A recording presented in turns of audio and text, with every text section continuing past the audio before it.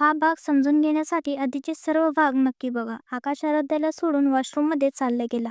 आराध्या त्याच्या कृत्यावर चिडली आणि दात ओठ खात म्हणाली, हा हा माणूस शेवटी कधी काय करेल कोणीही समजू शकत नाही. हे बोलून तिने तोंड वाकवले. थोड्या वेळानंतर आकाश जेव्हा वॉशरूममधून आला, आराध्या तेव्हाही तोंड फुगून बसली होती. हे बघून आकाशच्या चेहऱ्यावर एक स्माईल आली. त्याची बायको त्याच्यावर नाराज झाली होती. आकाश आराध्यासमोर जाऊन उभा राहिला आणि म्हणाला, बायको. पण आराध्याने त्याच्याकडे पाठ फिरून दुसरीकडे तोंड केले. आकाशला तिच्या या कृत्यावर हसू येत होते. त्याने पुन्हा तिच्याकडे येत म्हटले, बायको सॉरी. पण यावेळेसही आराध्याने तोंड फिरवले आणि आकाशकडे पाठ करून बसली. आता हे आकाशच्या सहनशक्तीच्या बाहेर जात होते. त्याने झटकाने आराध्याचा हात पकडला आणि ओढून स्वतःच्या दिशेने उभे केले. आराध्या आता स्वतःला त्याच्यापासून सोडवण्याचा प्रयत्न करत होती. पण आकाशसमोर ती एक छोट्याशा सशासारखी होती. ती इच्छूनही स्वतःला सोडू शकली नाही आणि तिने प्रयत्न करणे बंद केले आणि मान खाली करून उभी राहिली. आकाशने तिचे खांदे पकडले आणि स्वतःकडे ओढत स्वतःच्या अतिशय जवळ केले आणि हळूच तिच्या कानाजवळ म्हणाला, बायको माझ्याकडे बघ. आराध्या अजूनही त्याच्याकडे बघत नव्हती, पण आकाशच्या जवळ असल्याने तिचे हृदयाचे ठोके खूप वाढले होते आणि तिच्या शरीरात हलकीशी थरारट उठत होती, जी आकाश चांगल्या प्रकारे अनुभवत होता. हे बघून त्याला चांगलेच माहीत होते की आराध्याला त्याच्या इतके जवळ असणे विरोध करता येत नव्हते. आकाशने तिला सोडून दिले आणि 2 पावले मागे होऊन तिच्यापासून अंतर ठेवले. आराध्याने आकाशच्या या कृत्यामुळे त्याच्याकडे पाहिले. तर आकाश म्हणाला, मला माफ कर बायको. त्याने आपली मान खाली केली आणि म्हणाला, मला माहीत नव्हते की माझे असे जवळ येणे तुला इतके खटकेल. आराध्या आपल्या मोठमोठ्या पापण्या झुकवल्या आणि आकाशकडे पाहिले. त्याचे असे नाराज चोरणे आणि चुकीशिवाय आपली मान खाली करणे आराध्याला चांगले वाटले नाही. तिने आकाशचा चेहरा आपल्या दोन्ही हातामध्ये घेतला आणि म्हणाली, पण मी कधी म्हटले की तुम्ही माझ्या जवळ येऊ शकत नाही. आकाशने आराध्याकडे पाहिले, जी त्याच्याकडे बघत होती. आराध्या पुन्हा म्हणाली, मी तर फक्त असेच रागवले होते, कारण मी तुम्हाला काहीतरी सांगितले आणि तुम्ही उत्तर न देता वॉशरूममध्ये चालले गेले. जेव्हा आकाशने हे ऐकले तर त्याने आपली एक भुवई उचलली आणि म्हणाला गंभीरपणे, बायको हे देखील नाराज होण्याचे कारण आहे का भला? आराध्याने त्याला पाहिले आणि दात दाखवत म्हणाली, आम्ही बायका कोणत्याही गोष्टीवर नाराज होऊ शकतो. आकाश तिच्या बोलण्यावर हलकासा हसला आणि तिला आपल्याजवळ ओढून तिच्या कपाळाचे चुंबन घेतले. आराध्याचे डोळे त्याच्या ओठांच्या स्पर्शाने आपोआप बंद झाले. तेव्हाच खोलीचा दरवाजा पुन्हा उघडला आणि एकदा पुन्हा आयुष गोलू तिथे होता, तोही समर्थ आणि तन्वीसोबत. यावेळी जेव्हा त्याने आकाशला आराध्याला चुंबन करताना पाहिले तर रागाने आकाशकडे पाहिले. यापूर्वी तो पुढे जातो समर्थने त्याचे आणि तन्वीच्या डोळ्यावर आपले हात ठेवून त्यांचे डोळे बंद केले, जेणेकरून ते समोर चाललेले दृश्य बघू शकू नये. समर्थ आपला गळा साफ करत म्हटला, त्याच्या आवाजाने आकाश आणि आराध्या डचकले आणि वेगळे झाले. जेव्हा त्यांनी त्या लोकांकडे पाहिले तर समोरचे दृश्य बघून हैराण झाले. समर्थने गोलू आणि तन्वीचे डोळे आपल्या हातांनी झाकले होते. आकाशने त्याला बघून तोंड वाकवत म्हटले, हे काय करत आहेस तू? त्याचा आवाज ऐकून तन्वी आणि गोलूने एकत्र समर्थचे हात आपल्या आपल्या डोळ्यावरून हटवले. गोलूने आकाशकडे रागाने पाहिले, पण आकाशला काही फरक पडला नाही. त्याने त्या सर्वांना बघत म्हटले, तुमच्या लोकांमध्ये जरासाही शिष्टाचार नाही? कोणत्याही जोडीच्या खोलीत असे कोणी येतं का? तर समर्थ कुठे वादविवादात मागे राहणार होता. त्याने चिडून म्हटले, असंस्कृत माणूस, तू हे सर्व करण्यापूर्वी खोलीला कुलूप लावू शकत नव्हता?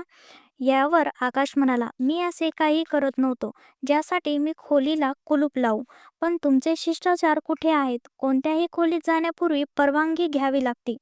आता यापूर्वी समर्थ काही पुढे बोलता गोलूने रागाने म्हटले, डॅडा ती माझी मम्मा आहे. मी तुम्हाला सांगितले होते, माझ्या मम्माला फक्त आणि फक्त मीच मिठी आणि चुंबन करू शकतो. आकाशने त्या छोट्याशा शैतानाकडे रागाने पाहिले आणि म्हणाला, मी तुलाही सांगितले होते, ती फक्त तुझी मम्मा नाही, माझी बायकोही आहे आणि तुझ्यापेक्षा आधी तिच्यावर माझा हक्क आहे, समजलास? त्याचे हे बोलणे ऐकून गोलूला रडका झाला.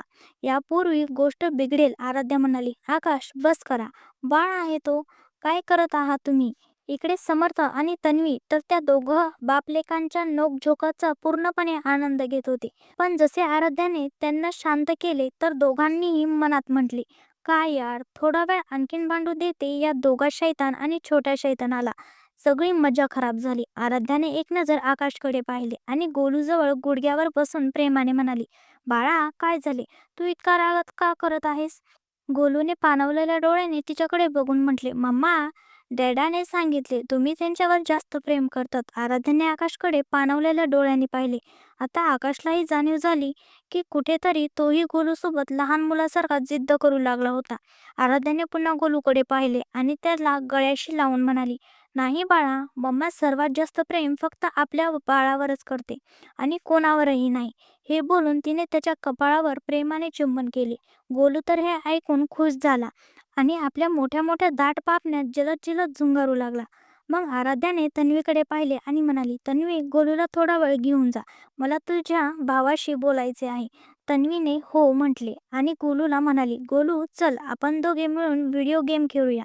गोलू खुश झाला आणि आनंदाने तन्वीसोबत चालला गेला. समर्थने एक नजर त्या दोघांकडे पाहिले आणि म्हणाला, इतकी मोठी काही गोष्ट झाली नाहीये, जोही प्रश्न आहे भांडण तट्ट्याशिवाय सोडून घ्या. हे बोलून तो तिथून निघून गेला. आकाशने आराध्याकडे पाहिले, जी त्याच्या जागेवर उभी होऊन एकच ठिकाणी विचार करत होती. आकाशने जेव्हा तिला असे पाहिले तर त्याला समजायला उशीर लागला नाही की तिच्या मनात तिच्या भूतकाळातील आठवण ताजी झाली आहे. आराध्याच्या डोळ्यातून एक अश्रू तिच्या गालावर ओंघळला. आकाशला तिच्या डोळ्यात अश्रू बर्दाश्त झाले नाही. त्याने आराध्याला आपल्याकडे ओढले आणि तिच्या गालावर आलेल्या अश्रूला आपल्या हाताने साफ करून म्हणाला, बायको, रडू नकोस प्लीज. आराध्याने त्याचा हात झटकले आणि त्याच्यापासून 2 पावले दूर होऊन म्हणाली, काय करत आहात तुम्ही आकाश? तो बाळ आहे आपला. भले मी त्याला जन्म दिला नसला तरी, भले तो तुमचा अंश नसला तरी, पण तुम्ही कसे विसरत आहात, तो तुमच्या मोठ्या भाऊ आणि ताईचा अंश आहे. तुम्ही कसे त्याला हे म्हणू शकता की माझ्यावर त्याच्यापेक्षा जास्त तुमचा हक्क आहे? आकाश, मी त्याला म्हणण्यासाठी माझं बाळ म्हटले नाही. मी त्याला माझ्या आत्मेने आपलेसे केले आहे, जसे मी तुम्हाला माझ्या आत्मेस बसवले आहे. आकाश फक्त शांतपणे तिचे सर्व बोलणे ऐकत होता. त्यालाही माहीत होते आज त्याच्याकडून खूप मोठी चूक झाली आहे आणि अशात आराध्याचा राग होणे स्वाभाविक होते. आराध्याने पुढे म्हटले, आज मला पुन्हा असे वाटले जसे गोलू नाही तिथे मी आहे, जी आपल्या वडिलांकडून आपल्या अस्तित्वाचा हिशोब मागत आहे. आता आराध्याचे रडणे वाढले होते आणि आकाशला हे बर्दाश्त होत नव्हते. त्याने पटकन पुढे सरवून आराध्याला आपल्या छातीशी लावून घेतले आणि म्हणाला, मला माफ कर बायको. मानतो मी आज खूप मोठी चूक केली. मी आपल्यालाच मुलाला दुखवले, तुला दुखवले. आकाशने आराध्याच्या कपाळाला आपले कपाळ लावले आणि म्हणाला, माफ करून टाक बायको. हे बोलून त्याने तिच्या कपाळाचे चुंबन घेतले तर आराध्या घट्ट त्याच्या छातीशी लागून गेली. आकाशने तिला आपल्या बाहूमध्ये घट्ट केले आणि आपले डोळे बंद केले आणि तिच्या कपाळावर आपली हनुवटी टेकवली. आराध्याने काही न बोलता फक्त त्याचा शर्ट आपल्या मुठीत पकडला आणि त्याच्या छातीला लागून हुदके देत राहिली. आकाश तिच्या केसामध्ये आपल्या बोटं फिरवून तिला शांत करण्याचा प्रयत्न करत होता. इकडे समर्थ हॉलमध्ये आला आणि जोरजोरात हसू लागला. त्याने आपले हसू थांबवण्याचा प्रयत्न करत म्हटले, ओ गॉड, ओ माय गॉड. म्हणजे गंभीरपणे, आकाश, महान बिझनेस किंग मिस्टर आकाश रॉय आपल्याच मुलावर जळत आहे. माझे मन होत आहे मी याला ब्रेकिंग न्यूज बनवून टाकावे. तन्वी त्याचे नाटकीय वर्तन बघून चिडत होती. तेव्हा समर्थ एक न्यूज ॲक्टरची नक्कल करत म्हणाला, आजची सर्वात मोठी बातमी जी येत आहे रॉय मेन्शनमधून. प्रसिद्ध व्यवसाय टायकून आणि बिझनेस इंडस्ट्रीचे किंग म्हणून ओळखले जाणारे मिस्टर आकाश रॉय यांना झाली आपल्याच मुलाची ईर्ष्या. हे बोलून तो पुन्हा बुऱ्या पद्धतीने हसू लागला. यावेळी तर तन्वीला हसू आले आणि तीही त्याच्यासोबत हसू लागली. जेव्हा आकाशच्या कानावर तन्वीचे खणखणणारे हसू घुमले तेव्हा तो आपले हसू विसरला आणि फक्त हसत तन्वीकडे बघू लागला. त्याची नजर हसण्यामुळे लाल झालेल्या तन्वीच्या चेहऱ्यावर स्थिरवली. त्याचा बस चालला असता तर आत्ताच तन्वीला बाहूमध्ये भरून खूप चुंबन केले असते. पण तो अनोळखी होता तन्वीच्या मनातील विचारापासून. समर्थच्या मनात नेहमीपासून तन्वी होती. ती त्याच्या आयुष्यात, त्याच्या मनात जागा बनवणारी पहिली मुलगी होती आणि कदाचित शेवटचीही. त्याने तन्वीशिवाय कधीही कोणा मुलीकडे डोळे उचलून पाहिले नव्हते. अनेकदा मुली जेव्हा त्याच्या जवळ येण्याचा प्रयत्न करत तेव्हा तो त्यांना स्वतःपासून दूर करत असे. त्याने नेहमीपासून तन्वीला चाहले होते. हो, ही वेगळी गोष्ट होती की तो कधी सांगत नव्हता, पण त्याच्या तन्वीसाठी केलेले कृत्य स्वतःला सांगून टाकत होते की तो तिच्यावर किती प्रेम करतो. आणि तन्वी, ती तर आपल्याच भावापासून अजूनही अनोळखी होती. तिच्या मनात समर्थसाठी खूप काही होते, पण काय, हे ती स्वतःही सांगू शकत नव्हती. समर्थ एकटक तन्वीला हसताना बघत होता. जेव्हा तन्वीला आपल्या चेहऱ्यावर कोणाच्या तरी डोळ्यांची तीव्रता जाणवली, तेव्हा तिने स्वतःला सावरून त्या व्यक्तीकडे पाहिले, जो फक्त तिलाच बघत होता. स्वतःला असे बघताना पाहून तन्वी थोडी थबकली. तिने आपली नजर इकडे तिकडे करत हळूच तोतरपणे म्हटले, काय काय झाले समर्थ? तुम्ही तुम्ही मला मला असे का बघत आहात?" समर्थने मनातल्या मनात स्वतःला म्हटले, "तन्वी, बस आता. मी तुझ्यापासून आणखीन दूर राहू शकत नाही. मला माहीत नाही तू काय विचार करतेस माझ्याबद्दल. मला फक्त हे माहीत आहे, मी प्रेम करतो तुझ्यावर." स्वतःशी हे बोलून त्याने एक दीर्घ श्वास घेतला आणि वेगाने तन्वीजवळ जाऊन तिचा हात पकडला आणि ओढून आपल्या खोलीत घेऊन गेला. तन्वी कधी समर्थकडे बघत होती, तर कधी त्याच्या हातात पकडलेला आपला हाताकडे. तिला समजत नव्हते की समर्थ काय करू इच्छित आहे. समर्थाने तिला खोलीत आणून खोलीचे दार बंद केले. तन्वी घाबरू लागली होती. असे नव्हते की तिचा त्याच्यावर विश्वास नव्हता, पण असे त्याचे खोलीचे दार बंद करणे आणि ओढून खोलीत आणणे तिला आपल्यासोबत झालेल्या प्रतापच्या गैरवर्तनाची आठवण करून देत होते. खोलीचे दार बंद करून समर्थने तन्वीला दाराजवळच लावून टेकवले आणि तिच्या दोन्ही बाहूंना आपले हात ठेवून तिला मध्येच बंद केले. तन्वीचे हृदयाचे ठोके खूप वाढले होते, जणू आत्ताच तिचे हृदय फुटून बाहेर येईल. तिने आपल्या दोन्ही हाताच्या मुठी बंद करून त्यांना आपल्या छातीवर ठेवले आणि डोळे घट्ट बंद केले. समर्थ तिच्या घाबरलेल्या चेहऱ्याकडे बघत होता. त्याने तिच्या कानाजवळ येऊन हळूच आपल्या गहन आवाजात म्हटले, "तन्वी, माझ्याकडे बघ." पण तन्वीने अजूनही आपले डोळे उघडले नाही. तर समर्थ पुन्हा म्हणाला, "तन्वी, माझ्याकडे बघ. मला काहीतरी सांगायचे आहे. माझ्यावर विश्वास ठेव.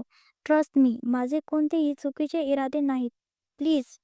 जेव्हा तिने समर्थची शेवटची ओळ ऐकली, तेव्हा तिच्या मनात एक कळ उठली. तिने कधीही समर्थबद्दल चुकीचा विचार केला नव्हता, पण तन्वीची स्थिती बघून समर्थाला वाटले की तिने त्याला चुकीचे समजले आहे. तन्वीने आपले डोळे उघडले आणि पाणावलेल्या डोळ्यांनी त्याला बघत म्हटले, "समर्थ, मी कधी म्हटले की तुम्ही माझ्याबद्दल कोणतेही चुकीचे इरादे ठेवतात? तर मग तुम्ही स्वतः हे कसे बोलू शकता?" समर्थाने तिच्या पाणावलेल्या डोळ्याकडे पाहिले आणि म्हणाला, "तर मग इतकी भीती, तीही माझ्यापासून कशाची?" तन्वीने एकटक त्याच्या चेहऱ्याकडे पाहिले आणि त्याच्या छातीला लागून गेली. समर्थाने तिला मिठी मारण्यासाठी आपले हात उचलले नाही. तो सरळच उभा राहिला. जेव्हा तन्वीला जाणीव झाली की समर्थाने तिला मिठी मारली नाही, तेव्हा ती त्याच्यापासून दूर झाली आणि मासूमसा चेहरा करून त्याच्याकडे बघू लागली. समर्थ हसला आणि झटक्याने तिला आपल्याजवळ करून आपल्या छातीला लावून घेतले आणि आपले ओठ तिच्या कानाजवळ नेऊन म्हणाला, "तन्वी, माझे तुझ्यावर प्रेम आहे. I love you." तन्वीने काही म्हटले नाही, फक्त त्याच्या छातीला लागून उभी राहिली. जेव्हा समर्थने तिला "माझे तुझ्यावर प्रेम आहे" म्हटले, तेव्हा तिने त्याच्या पाठीवर आपल्या हातांनी पकड मजबूत केली. थोड्या वेळानंतर समर्थने तिला स्वतःपासून वेगळे करून तिच्याकडे पाहिले, जी आपली नजर खाली करून उभी होती. त्याने तिचा चेहरा आपल्या हातांमध्ये घेतला आणि म्हणाला, "मी काहीतरी म्हटले आहे तुला. काय तुला काही उत्तर द्यायचे नाही?" तन्वीने त्याच्या डोळ्यात पाहिले. जिथे तिला स्वतःसाठी नेहमी प्रेम दिसायचे, आजही तिथे नेहमीप्रमाणे प्रेम होते. फरक हा होता, आज त्याच्या न बोललेल्या प्रेमाला शब्द मिळाले होते. पण समर्थला तन्वीच्या मनाची गोष्ट जाणून घ्यायची होती, कारण त्याला हेही नव्हते इच्छित की त्याच्यामुळे तन्वीला कोणताही दबाव जाणवावा. तो तिला तो तिला आपली गोष्ट बोलण्यासाठी, आपल्या भावनांची कबुली करण्यासाठी मुक्त ठेवू इच्छित होता. तन्वी अजूनही एकटक त्याच्या डोळ्यात बघत होती. तर समर्थ पुन्हा म्हणाला, "तन्वी, तुझ्यावर कोणताही दबाव नाहीये. मला फक्त तुझ्या मनाची गोष्ट जाणून घ्यायची आहे. मी माझ्या भावना तुझ्यावर लादू इच्छित नाही.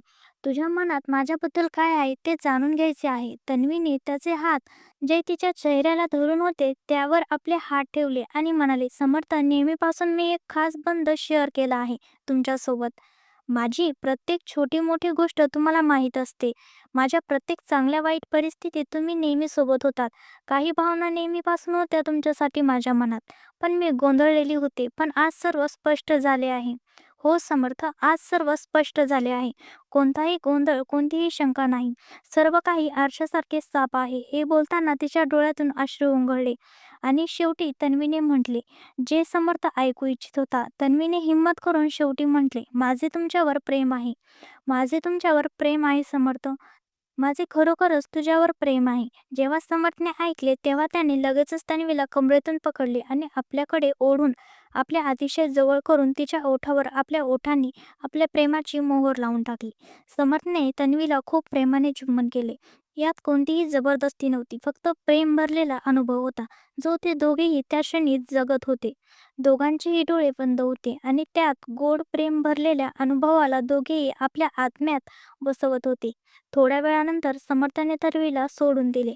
तन्वीचा चेहरा लाजेने पूर्णपणे लाल झाला होता. तिला असे बघून समर्थ म्हणाला आणि तिच्या कपाळाचे चुंबन करत म्हणाला, मला हे आवडले. I like it. तन्वीने त्याचे बोलणे ऐकले तर ती आणखीन लाजली आणि आपल्या हातांनी त्याला धक्का देत म्हणाली, निर्लज्ज. समर्थने तिचा हात पकडून पुन्हा ओढले आणि एकदा पुन्हा तिच्या ओठांना आपल्या ओठांनी स्पर्श करून म्हणाला, फक्त तुझ्यासाठी, फक्त आणि फक्त तुझ्यासाठी. हे बोलून त्याने तन्वीला घट्ट आपल्या बाहूमध्ये जखडून घेतले. तन्वीनेही स्वतःला त्याच्या बाहूमध्ये ढिल्ले सोडून दिले आणि त्याच्या हृदयाचे ठोके ऐकू लागली, जे सामान्यापेक्षा खूप जलद होते. तिने त्याच्या छातीवर प्रेमाने हात ठेवला आणि त्या अनुभवाला डोळे बंद करून अनुभवू लागली. बाकी पुढील भागात कमेंट करून सांगा आजचा भाग कसा वाटला. लाईक करून प्रोत्साहन द्या आणि सबस्क्राईब करा. तर भावांनो आणि मैत्रिणींनो, मी आशा करते की आता कोणालाही शंका नसेल की समर्थ आणि तन्वीची प्रेमकथा सांगा. आज फक्त समर्थ आणि तन्वी स्पेशल एपिसोड टाकला आहे. धन्यवाद.